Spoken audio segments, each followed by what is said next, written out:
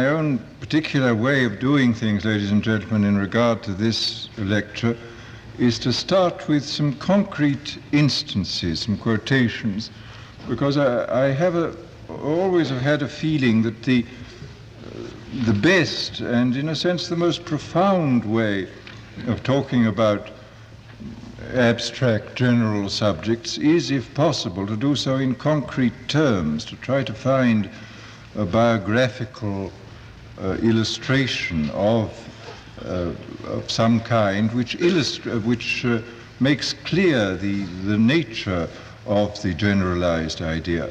So I'm going to begin with several quotations. The first of them is a quotation from Helen Keller's autobiography, which records what happened when an extremely intelligent child who was born, who lost at a very early age, lost both her vision and her hearing, what happened when she suddenly discovered language. This is I think it's a profoundly touching and profoundly illuminating passage, this.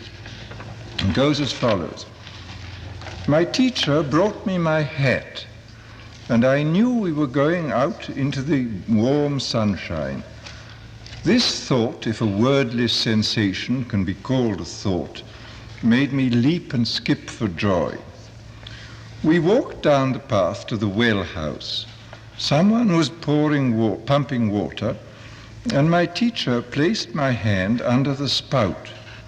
As the cool stream gushed over my hand, she spelled into the other the word water, first slowly, then rapidly. Suddenly I felt a mystic consciousness as of something forgotten, a thrill of returning thought, and somehow the mystery of language was revealed to me.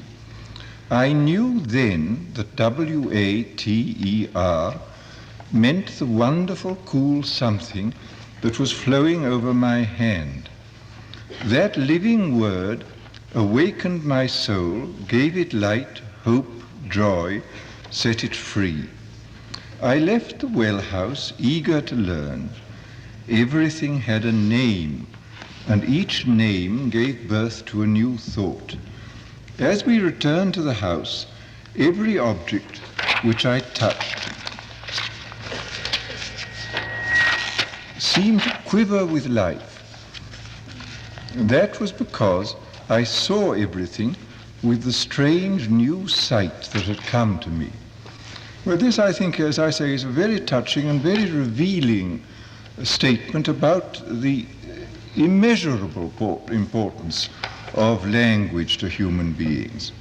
Well, now let us hear some quotations from the other side about the limitations of language, and the quotations I shall begin with are from some of the greatest manipulators of language in the history of literature. I shall begin with some quotations from Goethe. After all, there were few people who knew how to handle language better than Goethe did, and it's very interesting to hear what sometimes he thought about this medium in which he was such an amazing master. In one place he says, Gefühl ist alles, Name ist Schall und Rauch. And then there's the famous line out of Faust, Grau, teurer Freund, ist alle Theorie und grün des Lebens goldener Baum. Grey is all theory, green life's golden tree. And then in the conversations with Eckermann, he has a very interesting series of remarks. He says, we talk too much. We should talk less and draw more. I personally should like to renounce speech altogether and, like organic nature, communicate